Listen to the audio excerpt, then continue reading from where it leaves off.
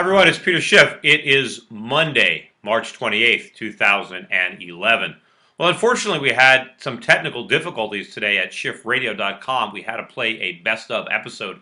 AT&T had some problems with the dedicated line that we use to do the radio show. Hopefully, all of it got straightened out, and we will have another live episode tomorrow. But in the meantime, I figured I'd share some words with you on the video blog. I know it's been a while since I did my last one. I was traveling quite a bit, but I am back home now.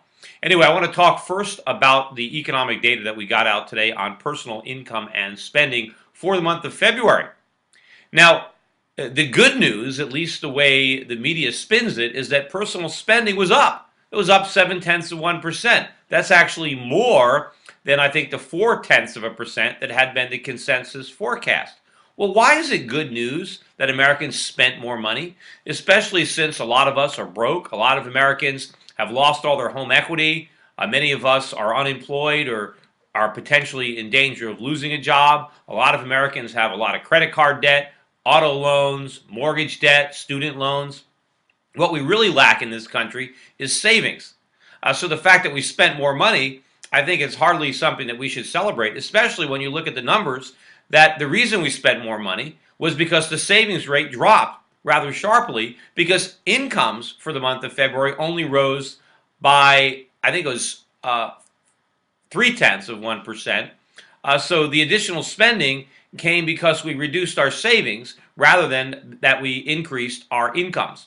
And in fact, if you look at the growth in our incomes in February, it was actually less than even the government admits was the increase in the cost of living during the month. So in other words, despite a real drop in incomes, Americans spent more, not less. And I think the reason that Americans are spending more is because it costs them more to eat. It costs them more to heat their homes or drive their cars. That's really where the additional spending is coming from. It's reflecting a rising cost of living. I think Americans are spending money they'd rather not spend. They'd probably rather save a little bit more money, but unfortunately the decision is between saving and eating, and they're choosing eating. But where is all this inflation coming from?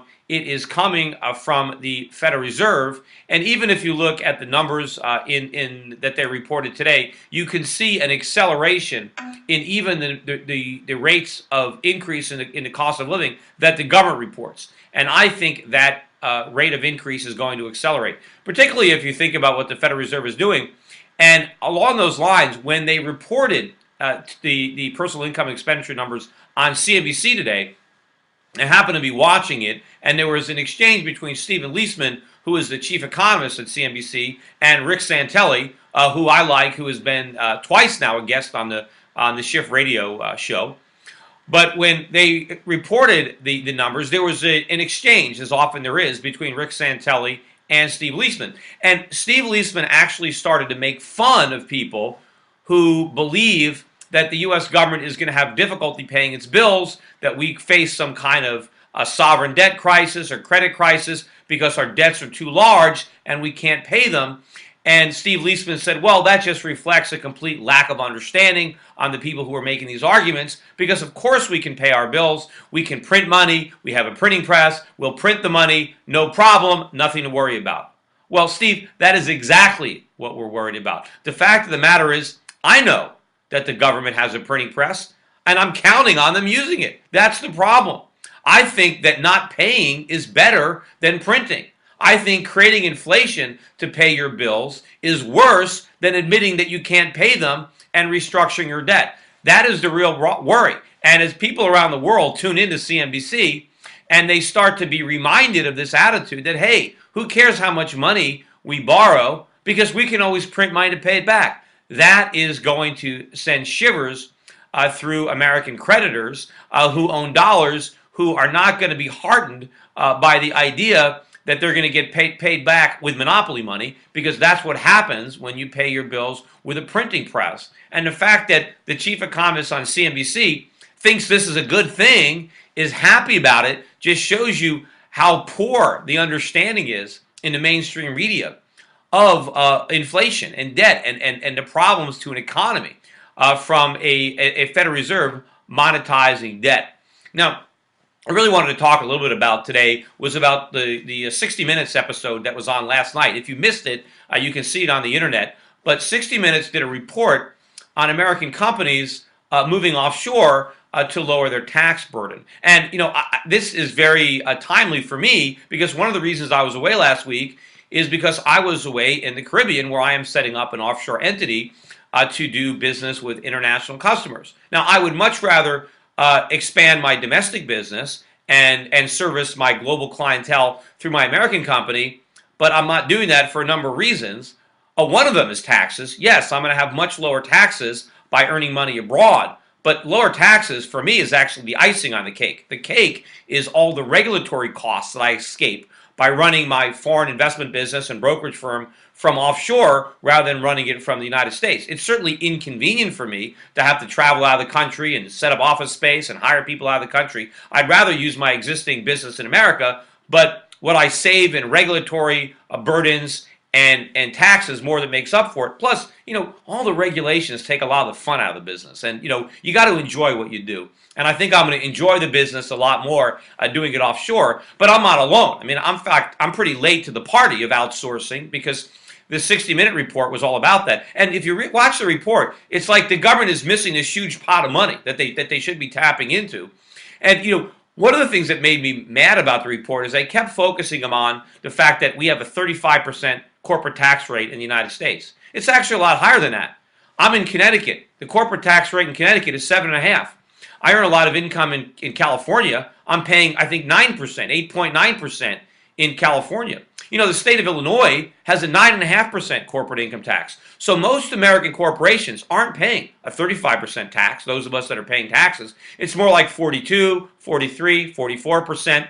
And Leslie Stahl showed a town in Switzerland where a lot of American businesses were relocating, where the corporate income tax was 14%.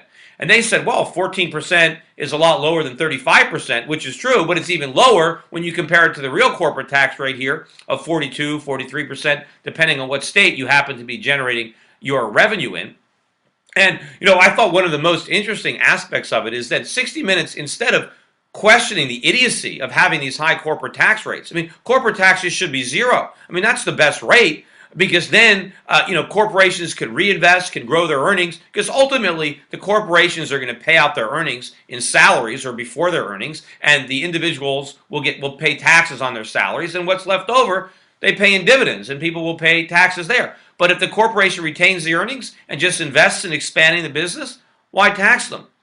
But they looked at the fact that some congressmen now were looking at the fact that some of these large corporations had simply moved their headquarters to Switzerland, but all of the people were still in the U.S., and they said, well, we're not going to let you do that, so we're going to treat these corporations as if they were U.S. corporations unless they actually move their decision makers overseas. So two of these companies that they featured, as soon as they heard that the government was doing this, they packed up all their executives and shipped them off to Switzerland.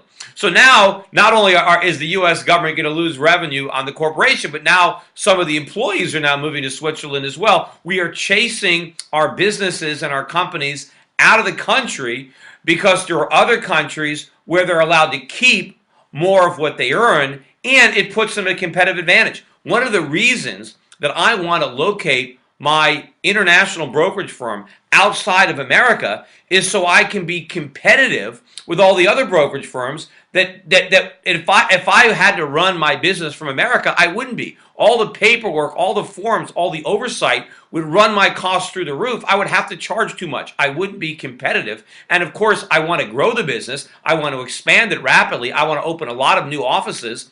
If I had to do that out of my corporation in America, half of my income, almost half of it, would be paid in taxes. So I wouldn't have all that income to grow my business. But by doing it offshore, where I'm not paying these taxes or paying much lower taxes depending on where I open up an office, it makes it a lot easier for me to grow and expand my business. Unfortunately, 60 Minutes couldn't connect the dots. All this report was focusing on was, how can we get our hands on this money? How can we tax these corporations more so that we can get more income? Instead of focusing on the fact that we are losing companies and we are losing jobs based on the fact that our taxes are too high, and if we lowered our taxes and reduced our regulations, we would actually create jobs and improve our economy. Anyway, take care. Bye for now, everybody.